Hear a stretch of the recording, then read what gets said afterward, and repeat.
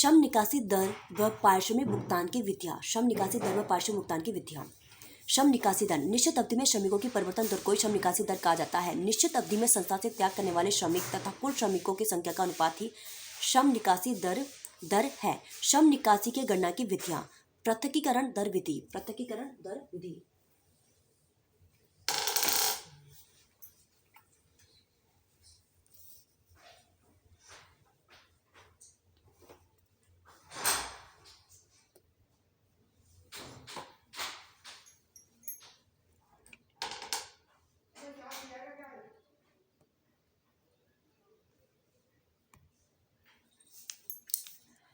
पृथकीकरण दर विधि, प्रतिस्थापन दर विधि, प्रवाह या आवागमन दर विधि।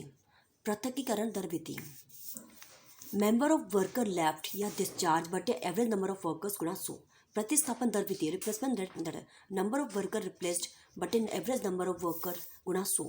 प्रवाह दर विधि, फ्लक्स रेट मेथड। प्रवाह दर विधि, flux rate method. Number of worker left या discharge plus number of replaced बटे एवरेज नंबर ऑफ वर्कर गुणा 100। Separation rate plus replacement rate. ठीक है, क्वेश्चन को छोड़ दीजिए।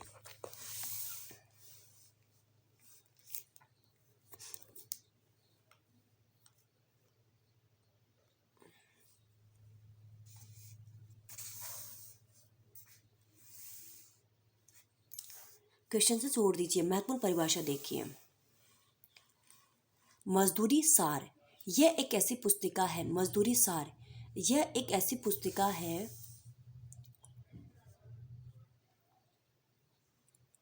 मजदूरी सार यह एक ऐसी पुस्तिका है जिसमें विभिन्न कार्यों पर अलग अलग श्रमिकों द्वारा किए गए कार्यों मजदूरी सार यह एक ऐसी पुस्तिका है जिसमें विभिन्न कार्यों पर अलग अलग श्रमिकों द्वारा किए गए कार्यों में व्यतीत किए गए समय तथा उसकी मजदूरी का वितरण होता है। बाह्य श्रमिक, ऐसे श्रमिक संस्था के भीतर कार्य करके संस्था के प्रतिनिधि के रूप में अन्य कार्य करते हैं। यह श्रमिक ग्राहकों के घर जाकर कार्य करते हैं, जैसे बिजली मरम्मत का कार्य करना, टेलीविजन इत्यादि। आकस्मिक श्रमिक, ऐसे श्रमिकों जिन्हें अतिरिक्त व आकस्मिक आवश्यकताओं के लिए अल्पकाल हेतु भर्ती किया जाता है। नियमित श्रमिकों की अनुपस्थिति के कारण इन्हें भर्ती किया जाता है। प्रशिक्षणार्थी श्रमिक, अप्रेंटिस वर्कर्स, कुछ संस्थाएं नए श्रमिक की नियुक्ति से पूर्व उन्हें प्रशिक्षण हेतु भर्ती करती है। ऐसे श्रमिक प्रशिक्षणार्थी श्रमिक कहलाते हैं, अप्रेंटिस वर्कर्स कहलाते हैं।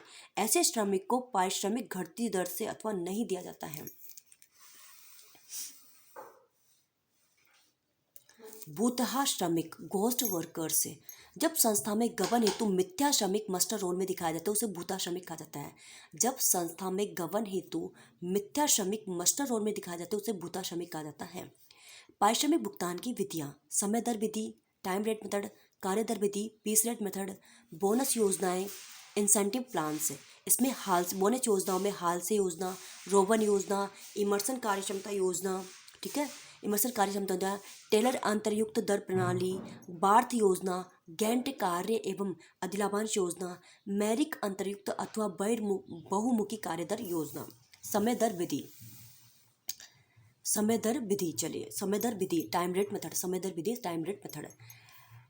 टाइम रेट मेथड, पारिश्रमिक समय के आधार पर प्रतिदिन, प्रति सप्ताह, प्रति माह श्रमिक द्वारा बिताए गए समय को ध्यान में रखा जाता है। श्रमिक द्वारा बिताए गए समय को ध्यान में रखा जाता है, उसके द्वारा बनाई गई इकाइयों पर नहीं, ठीक है। मजदूरी का सूत्र, वेजेस, टाइम स्पेंट गुना time wages rate, time spent गुना वेजेस रेट, व्यतीत समय गुना दर, व्यतीत समय गुना दर। वेजेस कैसे निकलती है? टाइम स्पेंट गुना वेजेस रेट। कार्य क्षमता पर बल नहीं, जिससे यह कुशल व अकुशल कर्मचारियों में भेद नहीं करती। कार्यहीन समय का भी भुगतान किया जाता है। श्रमिकों में प्रेरणा का अभाव, श्रमिकों पर अधिक निरीक्षण की आवश्यकता होती है।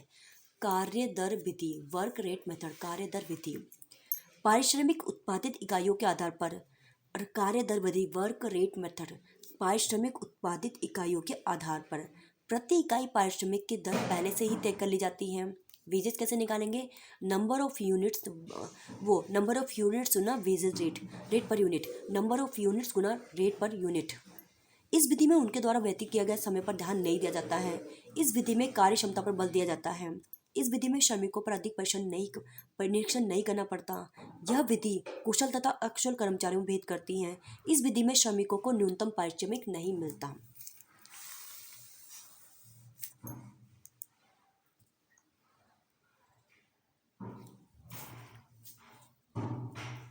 चलिए, बोनस योजनाएं। हाल्से योजना, इसका प्रतिपादन फ्रेडरिक आर्थर हाल्से ने सन 1891 में अमेरिका में किया। हाल्से योजना, इसका प्रतिपादन फ्रेडरिक आर्थर हाल्से ने सन 1891 में किया। इस योजना में प्रत्येक कार्य के लिए प्रमापित समय तय किया जाता है। यदि श्रमिक प्रमापित समय से अधिक समय में कार्य पूर्ण करता है तो उसे केवल समय दर आधार पर मजदूरी दी जाएगी। यदि श्रमिक प्रमापित समय से पूर्व कार्य समाप्त कर लेता है तो उसे बचाए गए समय के आधार पर बोनस दिया जाता है। बचाए गए समय पर अधिलाभांश की दर 10% से 90% तक हो सकती है। यदि कोई सूचना न दी गई हो तो यह दर सामान्यतः 50% दी जाती है। हाल्से योजना, टाइम टेकन गुना वेजेस रेट, टाइम टेकन गुना वेजेस रेट, टाइम स्पेंट गुना वेजेस रेट और टाइम सेव गुना वेजेस रेट गुना 50%। ठीक है, टाइम टेकन गुना वेजेस रेट, फिर गुणा करेंगे दूसरा ब्रैकेट टाइम सेव्ड गुना वेजेस रेट, जितना टाइम सेव किया गया टाइम सेव्ड गुना वेजेस रेट गुना 50%। ये योजना समय भुगतान में कार्य दर विधि का मिश्रित रूप है। समय भुगतान यानी कि टाइम रेट मेथड और पीस रेट मेथड का मिश्रित रूप है। इस योजना में श्रमिकों को न्यूनतम पारिश्रमिक प्राप्त होता है। इस योजना में श्रमिकों को पारिश्रमिक कार्य दर विधि से कम प्राप्त होता है। पारिश्रमिक जो होता है वह कार्य दर विधि से कम प्राप्त होता है। रोबन प्रव्याजी योजना, रोबन प्रीमियम रोबन योजना, रोबन प्रव्याजी योजना, रोबन प्रीमियम प्लान, रोबन प्रव्याजी योजना, Rowan premium plan. David Rowan ने सन 1901 में, यह योजना हाल से प्रव्याजी योजना के समान ही है, केवल अधिलाभ की गणना का अंतर पाया जाता है। इस योजना में अधिलाभांश बचाए गए समय एवं प्रमाप समय के अनुपात में दी जाती है। टोटल वेज, टाइम टेकन गुना wages rate plus time taken बटा स्टैंडर्ड टाइम गुना टाइम सेव्ड गुना वेजेस रेट। इमर्सन कार्य क्षमता योजना, इमर्सन कार्य क्षमता योजना, इस योजना के तहत कर्मचारी की क्षमता का निर्धारण किया जाता है। इमर्सन कार्य क्षमता योजना, कर्मचारी की क्षमता का निर्धारण, उसके पश्चात क्षमता के आधार पर अधिलाभांश बोनस। निश्चित दैनिक मजदूरी की गारंटी, निश्चित दैनिक मजदूरी की गारंटी। जो श्रमिक प्रमाप समय का केवल 2/3 या फिर 66.66% तक कार्य पूर्ण करते हैं उन्हें सामान्य श्रमिक कहा जाता है तथा इन्हें केवल सामान्य पारिश्रमिक दिया जाता है, बोनस इन्हें नहीं दिया जाता है। इस योजना में 66.2% तक 66.2% तक कोई बोनस नहीं। 66.2% से 100 तक 20% बोनस है और 100 से ऊपर 20% प्लस 1% प्रत्येक 1% अतिरिक्त क्षमता के लिए। 20% प्लस 10% बराबर 30। ठीक है, 100% से ज़्यादा 20% प्लस 1% बोनस प्रत्येक 1% अतिरिक्त क्षमता के लिए। 20% प्लस 10% बराबर 30%। बार्थ योजना, इस योजना का प्रयोग नए अप्रेंटिस श्रमिकों को बार्थ योजना, इस योजना का प्रयोग नए अप्रेंटिस बार्थ योजना प्रयोग इस योजना का प्रयोग नए अप्रेंटिस श्रमिकों को मजदूरी देने के लिए किया जाता है। इसमें सर्वप्रथम प्रमाप समय तय किया जाता है। इसके पश्चात बोनस की प्रति घंटा दर का निर्धारण किया जाता है। न्यूनतम बोनस निश्चित नहीं किया जाता है। बोनस आवरली रेट गुणा स्टैंडर्ड आवर्स गुणा एक्चुअल आवर्स, आवरली रेट गुणा स्टैंडर्ड आवर्स गुणा एक्चुअल आवर्स है। टेलर अंतर्युक्त दर प्रणाली, Taylor's differential piece rate method. ठीक है, पीस रेट मेथड तो है ही है साथ में। टेलर्स डिफरेंशियल, टेलर अंतर्युक्त दर प्रणाली। ठीक है। FW Taylor, Frederick Winslow Taylor. ठीक है, फ्रेडरिक विंस्लो टेलर। प्रत्येक कार्य के लिए प्रमापित समय निर्धारित समय, गति, थकान के आधार पर प्रमाप समय तय किया जाता है। यदि कोई श्रमिक कार्य को प्रमापित समय पर पूरा कर लेता है तो उसे यदि कोई श्रमिक कार्य को प्रभावित समय में पूरा कर लेता है तो उससे अधिक दर से मजदूरी देते हैं। यदि श्रमिक कार्य को प्रभावित समय में कार्य पूरा नहीं कर पाता है तो उसे कम दर से मजदूरी दी जाती है। इस विधि में न्यूनतम पारिश्रमिक के संबंध में आश्वासन नहीं दिया जाता है। गैंट कार्य एवं अधिलाभांश योजना, गैंट कार्य एवं अधिलाभांश योजना।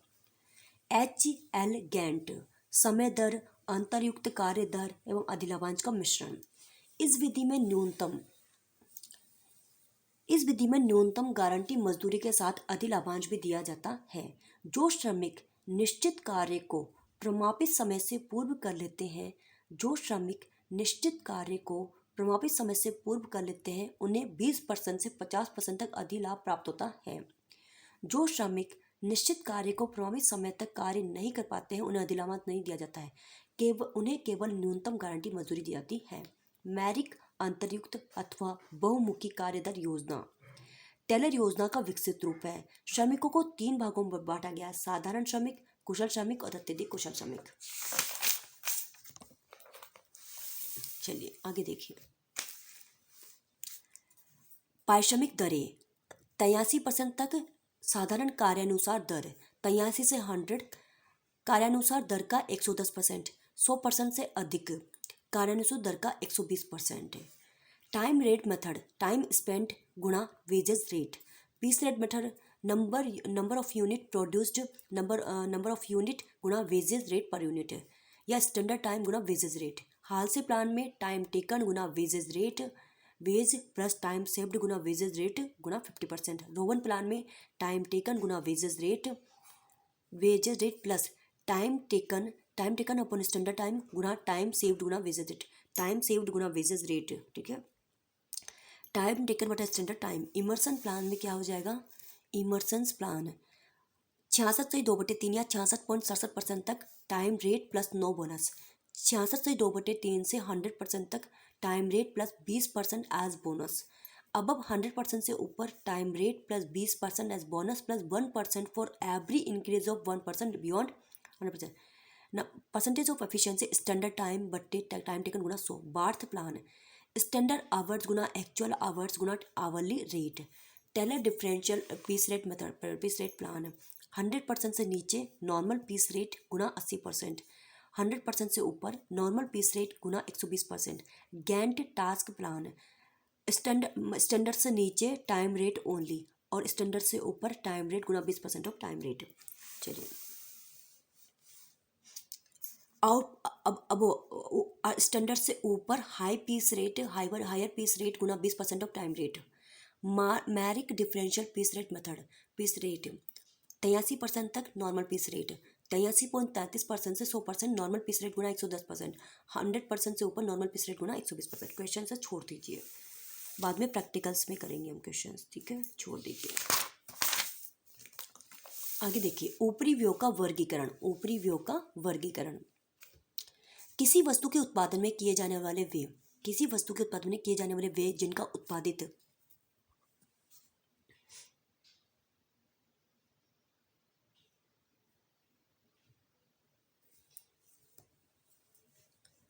किसी वस्तु के उत्पादन में किए जाने वाले व्यय जिनका उत्पादित वस्तु या दी जाने वाली सेवाओं से सीधा संबंध नहीं होता है उन्हें उपरिव्यय कहा जाता है। अप्रत्यक्ष सामग्री की लागत, अप्रत्यक्ष श्रम की लागत तथा अन्य अप्रत्यक्ष व्ययों को उपरिव्यय कहा जाता है। वस्तु की कुल लागत व मूल लागत का अंतर ही उपरिव्यय लागत होती है। वस्तु की कुल लागत cost of production, total cost of production और प्राइम कॉस्ट का अंतर ही उपरिव्यय लागत होती है। उपरिव्यय लागत को पूरक लागत, अप्रत्यक्ष व्यय भी कहते हैं। उपरिव्यय का वर्गीकरण व्यय को विशेष समूह में निर्धारित करने के प्रकार को उपरिव्यय लागत निर्धारण कहा जाता है। उपरिव्यय लागत निर्धारण के अंतर्गत उपरिव्यय का वर्गीकरण किया जाता है। मुख्य रूप से क्रियाशीलता के आधार पर वर्गीकरण। उपरिव्यय का क्रियाशीलता के आधार पर वर्गीकरण, क्रियाशीलता या कार्यात्मकता के क्रियाशीलता या कार्य के आधार पर वर्गीकरण। कारखाना उपरिव्यय, कार्यालय उपरिव्यय, विक्रय उपरिव्यय और वितरण उपरिव्यय। ठीक है, अप्रत्यक्ष लागत या उपरिव्यय का वर्गीकरण। कारखाना या फैक्ट्री उपरिव्यय। ठीक है, अप्रत्यक्ष सामग्री, अप्रत्यक्ष श्रम, अप्रत्यक्ष व्यय। कार्यालय या प्रशासनिक उपरिव्यय, ऑफिस और एडमिनिस्ट्रेशन ओवरहेड। विक्रय और वितरण, सेलिंग एंड डिस्ट्रीब्यूशन ओवरहेड, अप्रत्यक्ष सामग्री, अप्रत्यक्ष श्रम और अप्रत्यक्ष व्यय। कारखाना उपरिव्यय जो कारखाने में वस्तु निर्माण के आदेश प्राप्त होने से लेकर निर्माण कार्य पूर्ण करने तक किए जाते हों। कारखाना उपरिव्यय को works overhead, production overhead, manufacturing overhead भी कहा जाता है। इसमें उन समस्त अप्रत्यक्ष व्ययों को शामिल किया जाता है जो निर्माण संचालन से संबंधित होते हैं। कारखाना उपरिव्यय के अंतर्गत कारखाना प्रबंधक का वेतन, तकनीकी संचालकों का शुल्क, कारखाने में मशीनों के लिए शक्ति व ईंधन आदि का व्यय, कारखाने का किराया तथा दर, मशीन की सफाई करने के लिए टुकड़े, कच्चा सूत, मशीनी तेल, भोग्य सामग्री की लागत, मरम्मत तथा अनुरक्षण के लिए व्यय की गई सामग्री, सामान्य उपयोग के छोटे उपकरण, फोरमैन का वेतन, निरीक्षक व पर्यवेक्षक का वेतन, स्टोर कीपर का वेतन, श्रमिकों के बेकार समय की लागत, संग्रहालय व्यय, अप्रत्यक्ष श्रमिक, कपास, तेल, ग्रीस, नट बोल्ट, श्रमिक क्षतिपूर्ति बीमा तथा श्रमिकों के प्रोविडेंट फंड में अंशदान। अधि समय तथा रात्रि की पारी का अधि समय तथा रात्रि की पारी का बोनस व वेतन। अधि समय तथा रात्रि की पारी का बोनस व वेतन यदि इसे प्रत्यक्ष मजदूरी में शामिल नहीं किया गया है। अवकाश दिवस तथा छुट्टी का वेतन। श्रमिकों की विविध भत्ते। कारखाने के भवन का हास, बीमा तथा मरम्मत व्यय, प्रयोगशाला व अनुसंधान संबंधी व्यय, श्रम कल्याण संबंधी व्यय, कारखाने के स्टेशनरी तथा टेलीफोन पर व्यय, कार्यालय एवं प्रशासन ऊपरी व्यय। इसमें प्रशासनिक कार्यालय द्वारा किए जाने वाले व्यय को सम्मिलित किया जाता है। कार्यालय एवं प्रशासन ऊपरी व्यय। इसमें प्रशासनिक कार्यालय द्वारा किए जाने वाले व्यय को सम्मिलित किया जाता है। प्रशासन ऊपरी व्यय के अंदर निम्न व्यय को शामिल किया जाता है। कार्यालय भवन, फर्नीचर व उपकरण का मूल्यह्रास, मरम्मत व्यय तथा बीमा शुल्क, कार्यालय के प्रबंध तथा कर्मचारियों का वेतन, प्रशासनिक संचालकों का वेतन व शुल्क, कार्यालय के छपाई, डाक तथा टेलीफोन व्यय, कार्यालय भवन का किराया, दर व कर तथा बीमा, कार्यालय के प्रकाश, सफाई आदि का व्यय, कारखाने को वातानुकूलित रखने के व्यय, अंकेक्षण व्यय व कानूनी व्यय, बैंक संबंधी व्यय, संचालकों की यात्रा व्यय, विक्रय ऊपरी व्यय। ये वस्तु के संबंध में आदेशों को प्राप्त करने तथा ग्राहकों को बनाए रखने हेतु किए जाते हैं। इसमें विज्ञापन तथा वस्तु प्रदर्शन व्यय, विक्रय तथा प्रचार विभाग के कर्मचारियों का वेतन, विक्रेताओं तथा विक्रेता प्रतिनिधियों का वेतन, विक्रय पर कमीशन, दलाली आदि, विक्रय कार्यालय के व्यय, विक्रय प्रबंधक का वेतन में कमीशन, विक्रेताओं की यात्रा व्यय, विक्रय कार्यालयों के फर्नीचर व उपकरणों पर हास, मरम्मत, अनुरक्षण व बीमा, विक्रय संबंधी स्टेशनरी, डाक, टेलीफोन, तार संबंधी व्यय, एजेंसी व शाखा के व्यय, विक्रय केंद्रों को सुसज्जित करने के व्यय, टेंडर बनाने तथा अनुमान लगाने की लागत, मूल्य सूची, नमूने, गस्ती पत्र तथा अन्य उपहार, विक्रय केंद्रों का किराया व बीमा, बाजार अनुसंधान व्यय, विक्रय संबंधी कानूनी व्यय। आगे देखिए वितरण व्यय। वितरण व्यय, डिलीवरी चार्ज, वितरण व्यय। वितरण व्यय ग्राहकों तक माल पहुंचाने तक किए गए समस्त व्यय वितरण व्यय के अंतर्गत लिखे जाते हैं। ग्राहकों तक माल पहुंचाने तक किए गए समस्त व्यय वितरण व्यय के अंतर्गत लिखे जाते हैं। इसमें विक्रय एवं वितरण के लिए उत्पादित वस्तु को उपलब्ध कराने तथा माल की सुपुर्दगी के बाद वापस लाने, उनकी मरम्मत, सुधार करने तथा उपयोग के लिए उपलब्ध कराने से संबंधित व्यय शामिल किए जाते हैं। इसमें निम्न व्ययों को शामिल किया जाता है। गोदाम का किराया, अन्य परिवहन व्यय, सुपुर्दगी देने वाली गाड़ियों का हास, मरम्मत बीमा, सुपुर्दगी गाड़ियों के पेट्रोल का व्यय, गोदाम के कर्मचारियों का वेतन, सामान्य पैकिंग व्यय तथा पैकिंग सामग्री, मार्ग में माल की हानि, खाली डिब्बों तथा अन्य पैकिंग सामान की मरम्मत तथा सुधराई व्यय, दूषित पैकिंग के कारण वापस आए माल का भाड़ा, गोदाम व प्रेषण विभाग का किराया, मरम्मत बीमा व सामान्य खर्चे। लागत लेखों में शामिल नहीं की जाने वाली मदें। लागत लेखों यानी कि कॉस्ट शीट, लागत लेखों में शामिल नहीं की जाने वाली मदें।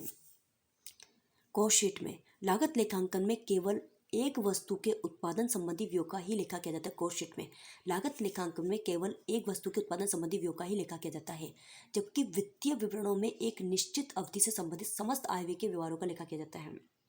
लागत लेखांकन में केवल एक वस्तु के उत्पादन संबंधी व्ययों का ही लेखा किया जाता है, जबकि वित्तीय विवरणों में एक निश्चित अवधि से संबंधित समस्त आय और व्यय के व्यवहारों का लेखा किया जाता है।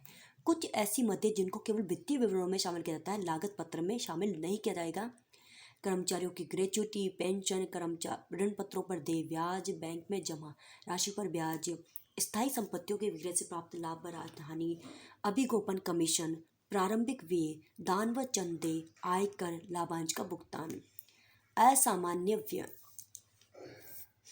असामान्य व्यय, एबनॉर्मल एक्सपेंसेस, असामान्य कार्यहीन समय का पारिश्रमिक, असामान्य दूषित उत्पादन, माल का चोरी हो जाना या क्षतिग्रस्त हो जाना, वस्तु के निर्माण अथवा उत्पादन संबंधी कुल लागत को निम्नलिखित, ठीक है, वस्तु के निर्माण अथवा उत्पादन संबंधी कुल लागत को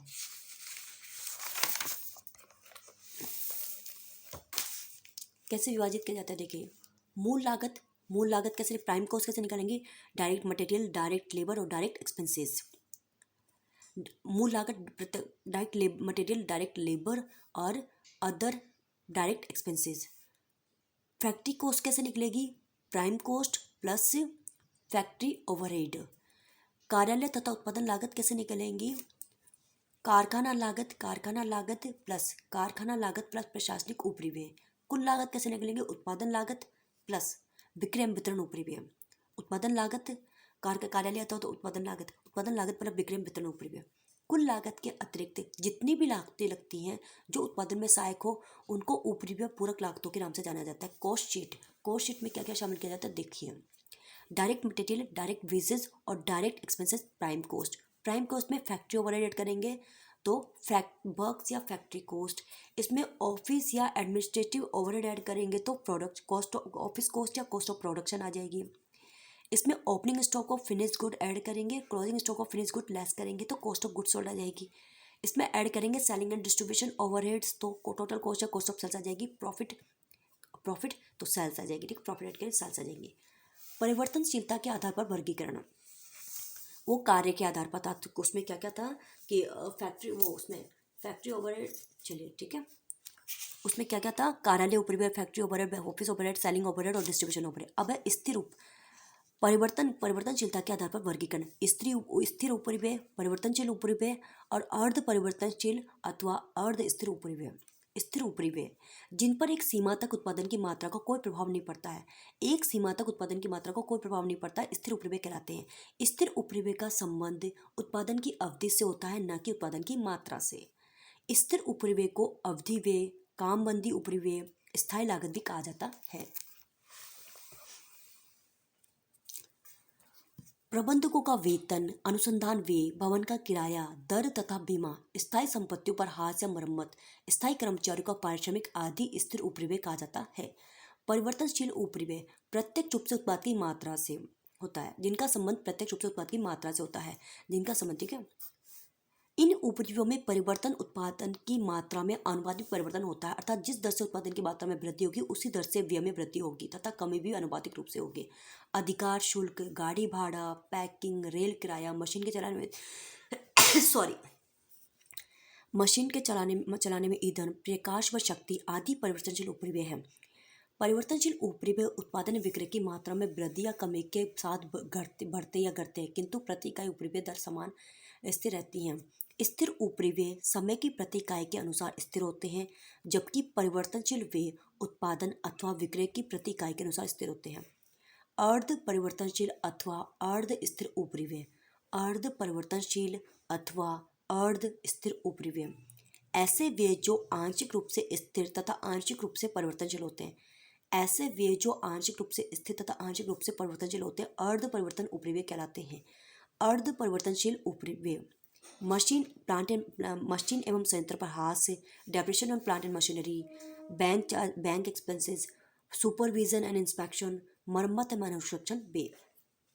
उपरिव्यय की प्रकृति दर्शाते हुए चार्ट है। देखो, स्थायी क्या होते हैं? फिक्स होते हैं। अर्ध परिवर्तनशील क्या होते हैं? जिगजैग में। और परिवर्तनशील क्या होते हैं? ऊपर की तरफ जाते हैं। स्थिर तथा परिवर्तनशील उपरिव्ययों में अंतर। स्थिर उपरिव्यय उत्पादन की मात्रा के अनुपात में प्रभावित नहीं होते। स्थिर उपरिव्यय उत्पादन की मात्रा के अनुपात में प्रभावित नहीं होते, जबकि परिवर्तनशील उपरिव्यय उत्पादन की मात्रा के अनुपात में बढ़ते व घटते रहते हैं। स्थिर उपरिव्यय का संबंध समय के साथ होता है। स्थिर उपरिव्यय का संबंध समय के साथ होता है, जबकि परिवर्तनशील उपरिव्ययों का संबंध उत्पादन अथवा विक्रय के साथ। स्थिर उपरिव्ययों को नियंत्रित नहीं और परिवर्तनशील उपरिव्ययों को कुछ सीमा तक नियंत्रित किया जा सकता है। स्थिर व परिवर्तनशील व्ययों का अलग अलग करना। अर्ध परिवर्तनशील उपरिव्ययों का वर्ग प्रतिकरण। प्रति इकाई लागत, चेंज इन टोटल कॉस्ट मतलब चेंज इन प्रॉफिट। परिवर्तनशील लागत, वेरिएबल कॉस्ट पर यूनिट गुणा यूनिट से। फिक्स्ड कॉस्ट, वेरिएबल कॉस्ट कैसे निकालेंगे? कॉस्ट पर यूनिट कैसे निकालेंगे? चेंज इन टोटल कॉस्ट बटे चेंज इन यूनिट है। वेरिएबल कॉस्ट कैसे निकालेंगे? कॉस्ट पर यूनिट गुणा यूनिट है। और टोटल कॉस्ट, स्थिर व्यय total cost minus variable cost. Question है, छोड़ दीजिए। नियंत्रण के आधार पर उपरिव्यय का वर्गीकरण। नियंत्रण योग्य व्यय ऐसे व्यय जो आंतरिक कारणों से प्रभावित होते हैं, जैसे परिवर्तनशील व्यय। नियंत्रण न किए जाने योग्य व्यय ऐसे व्यय जो बाहरी कारणों से प्रभावित होते हैं, जिससे प्रयत्न करने पर नियंत्रित नहीं किया जा सकता, जैसे स्थायी उपरिव्यय, हास, किराया व दर, कार्यालय कर्मचारी वेतन आदि। सामान्यता के अनुसार वर्गीकरण। सामान्य व्यय, ठीक है, दो प्रकार। सामान्यता के आधार पर दो प्रकार, सामान्य व्यय और असामान्य व्यय। चलिए, सामान्य व्यय ऐसे व्यय उत्पादन की सामान्य परिस्थितियों में होते हैं तथा जिनका होना अनिवार्य है, सामान्य व्यय कहलाते हैं। ऐसे व्यय उत्पादन की सामान्य परिस्थितियों में होते हैं। असामान्य व्यय जो उत्पादन की सामान्य परिस्थितियों में होने वाले व्ययों से अधिक तथा अप्रत्याशित एवं आकस्मिक होते हैं। निम्न की सूचना क्वेश्चन से छोड़ दीजिए।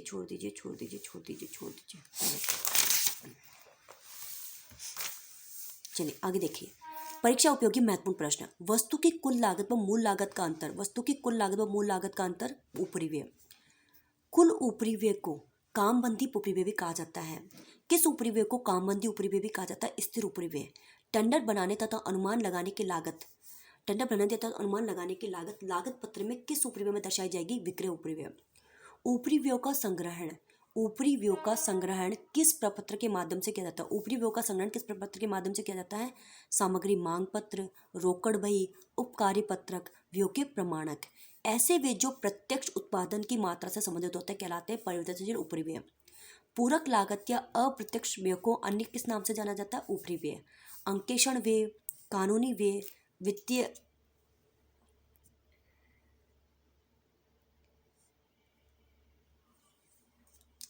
अंकेक्षण व्यय, कानूनी व्यय, वित्तीय तथा बैंक व्यय लागत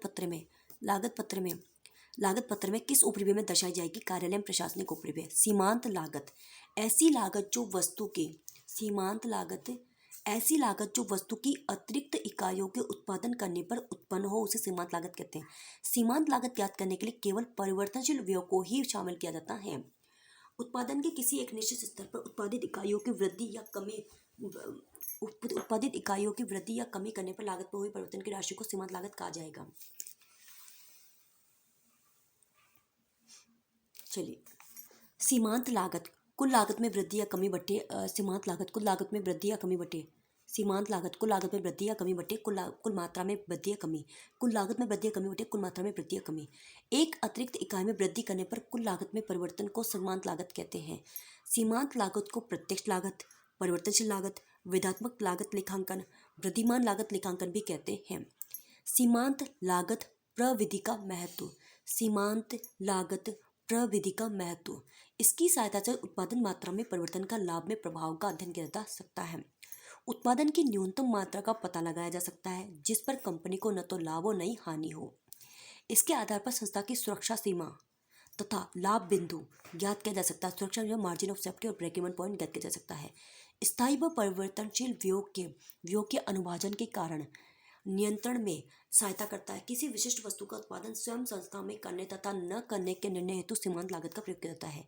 इस विधि का प्रयोग लागत की किसी भी रीति के साथ किया जा सकता है। प्रति इकाई के उत्पादन से अंशदान का पता लगाया जा सकता है। मार्जिनल स्टेटमेंट सेल्स लेस करेंगे वेरिएबल कॉस्ट या मार्जिनल कॉस्ट, कंट्रीब्यूशन आ जाएगा, लेस करेंगे फिक्स कॉस्ट तो प्रॉफिट आ जाएगा। मार्जिन स्टेटमेंट, ठीक है। सेल्स में से लेस करेंगे वेरिएबल कॉस्ट या मार्जिनल कॉस्ट, कंट्रीब्यूशन आ जाएगा, लेस करेंगे फिक्स कॉस्ट, प्रॉफिट आ जाएगा।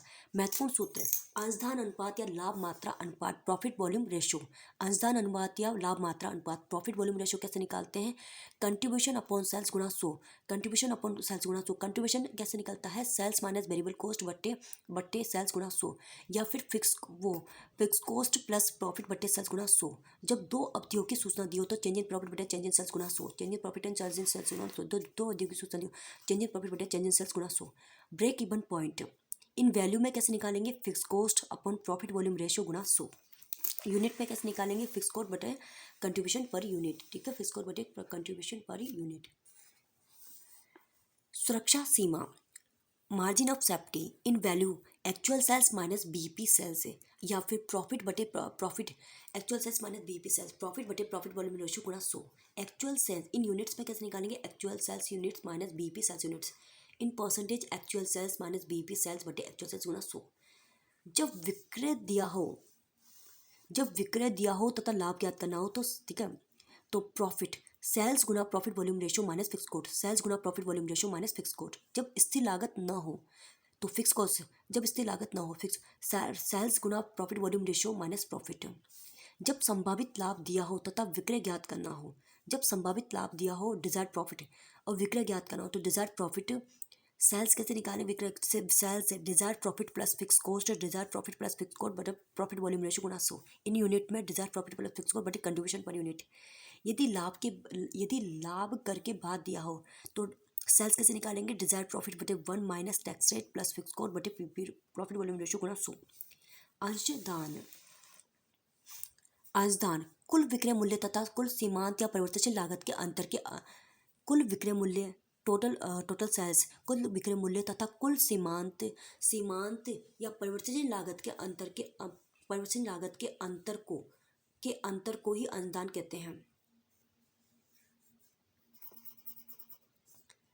कुल विक्रय मूल्य तथा कुल सीमांत लागत के अंतर को ही अंशदान कहते हैं। यह लाभार्जन की दर को इंगित करता है। अंशदान अनुपात की सहायता से समविच्छेद बिंदु का परिकलन किया जाता है। कंट्रीब्यूशन बराबर सेल्स माइनस वेरिएबल कॉस्ट या फिक्स कॉस्ट प्लस प्रॉफिट। इस अनुपात के द्वारा लाभ में वृद्धि तथा विक्रय में वृद्धि की नीति बनाई जाती है। कंट्रीब्यूशन पर, ठीक है, अंशदान कंट्रीब्यूशन या प्रॉफिट वॉल्यूम रेशियो। इस अनुपात के द्वारा प्रॉफिट वॉल्यूम रेशियो लाभ मात्रा अनुपात, इस अनुपात के द्वारा लाभ में वृद्धि तथा विक्रय में वृद्धि की नीति बनाई जाती है। अंशदान के द्वारा नए आदेश के स्वीकार या अस्वीकार करने में सहायता पहुंचती है। अंशदान के द्वारा नए आदेश को स्वीकार या अस्वीकार करने में सहायता पहुंचती है। चलिए आगे देखिए। Profit volume ratio contribution profit volume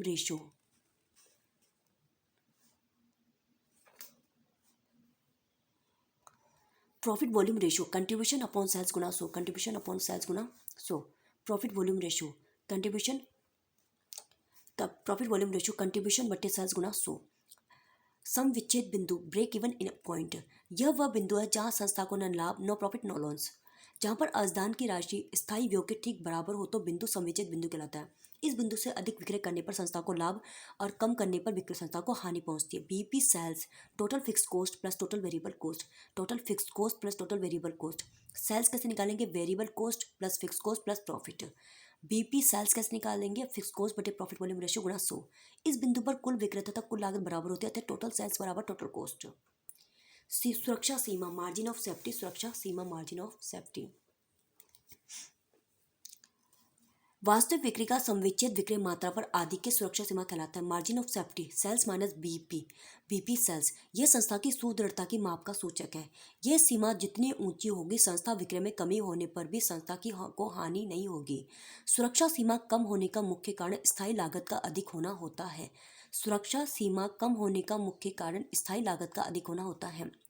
सुरक्षा सीमा असंतोषजनक होने पर प्राय संस्था को स्तर में वृद्धि, स्थिर व परिवर्तनशील लागत को कम करना, अलाभकारी उत्पाद को लाभप्रद उत्पाद से प्रतिस्थापन आदि कदम उठाने चाहिए। एक कंपनी से संबंधित ठीक है, ये क्वेश्चन छोड़ दीजिए, ये भी क्वेश्चन है, छोड़ दीजिए, ये भी छोड़ दीजिए। चलिए तो अभी के लिए बस इतना ही। धन्यवाद, thank you so much, bye bye, have a nice day.